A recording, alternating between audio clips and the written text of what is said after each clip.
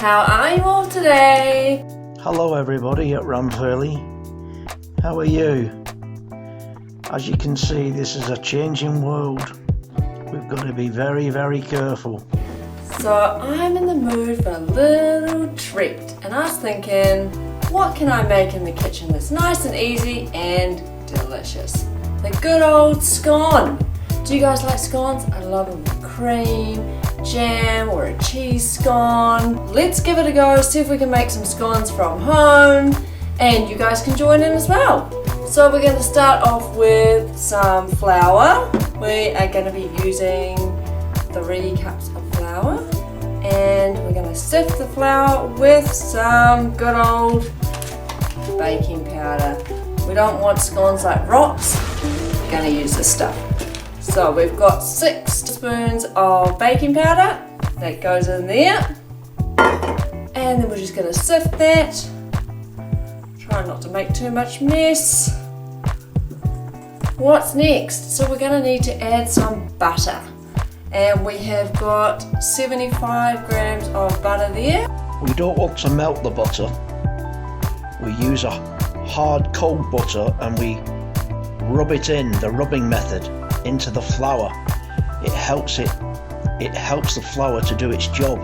If you melt the butter, the flour won't do its job and the scones will come out rock hard. And we're just going to chop that up into small pieces into the bowl, and then we're going to use what we like to call the feed the chicken method to break it up into little breadcrumbs. So I'm just chopping up the butter into little bits. Now what we really need is Mike's hot tips. Don't be a clown. Wash your hands. Because Mike makes a pretty good scone as well. He makes the old date scone, the sultana scone. Ooh, delicious little toppings on there. We're going to need some other Mike's top tips for scones. We'll have a chat with him later and see if he can give us some top tips.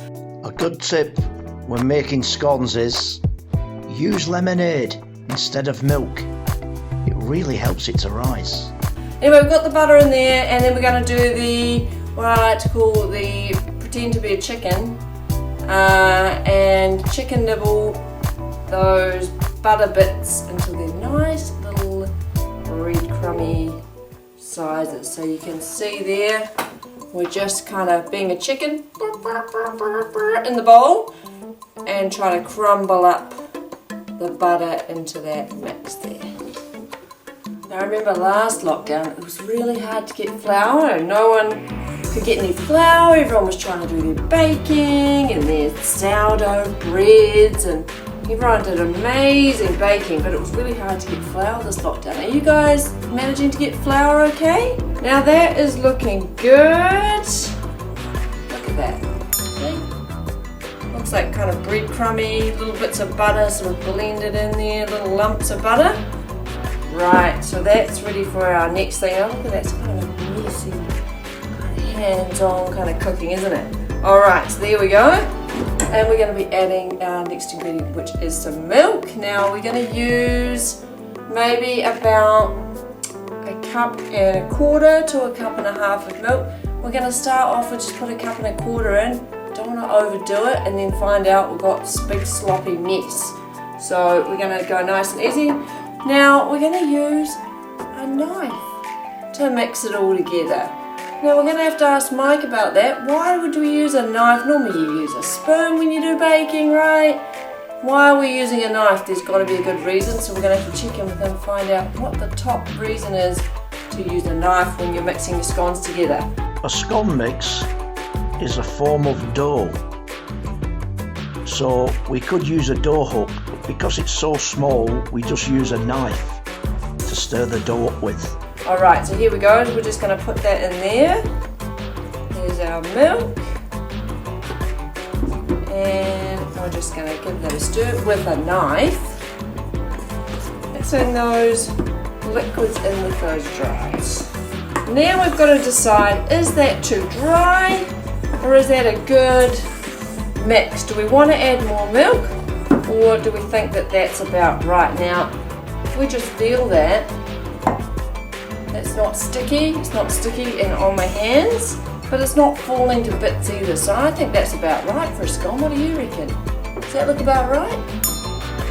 Looks good to me, yeah. Alright, so now we're going to just make our little scone shapes, pop them on a tray. How big do we want our scones? Do you guys like a big scone? Sometimes you go to those cafes and they have those ginormous scones. It's like a whole plate load of a scone. Or do you like them smaller? Well, as you know, I've just moved house. I can't find a thing. All my baking stuff, don't know where it is. So I managed to find a few things to make some scones. That's about as far as I've got.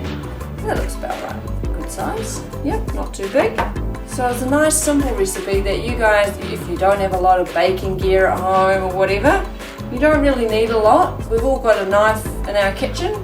Hopefully you've managed to get some flour. I hope these scones aren't going to take long to cook. They're very peckish. And the other thing we often use is the baking paper, right? To stop everything sticking on the tray. That's a very good idea.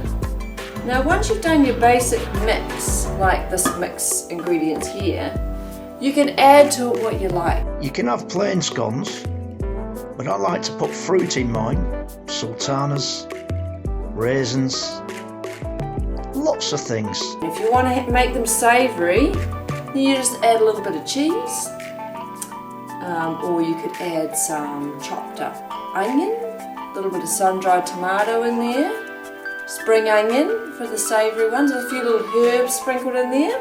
There's a lot of nice, tasty ways you can sort of jazz them up a bit. I wonder if you could put a chocolate chip, a little chalky chip in your scone. That'd be nice. Yum! With the plain recipe, it's really good because you can top it in a way that makes it interesting. So these ones we could put some avocado, tomato, cheese on there and have them as savoury. I'm going to go with jam and cream on it with a cup of tea. Fantastic. There we go. So we've actually made, how many have we got here? 1, 2, 3, 4, 5, 6, 7, 8, 9, 10 scones. That's going to be the perfect lunch. Alright, let's go put them in the oven. So the oven's preset. We've got it on bake. Very important, we don't want to grill our scones. We'll end up with burnt tops. And we've got it on 220 degrees for the temperature. Let's pop them in.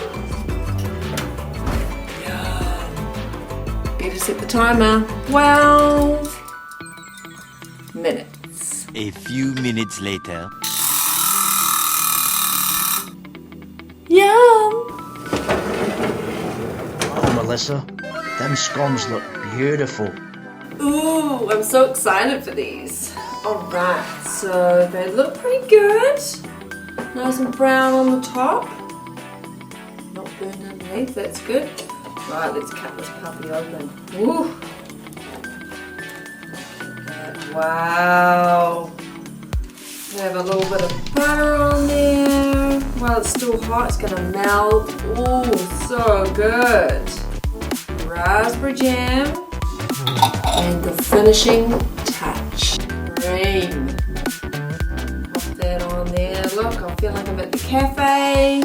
Oh, they're looking perfect. But you know what I need to go with these? A cup of tea, just to really set it off. So I'm just going to quickly go make myself a cup of tea. I'll be back in a moment. I'll just get my tea.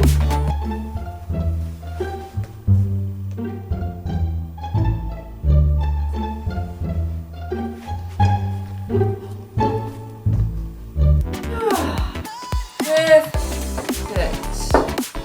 What the heck? Where are my scones?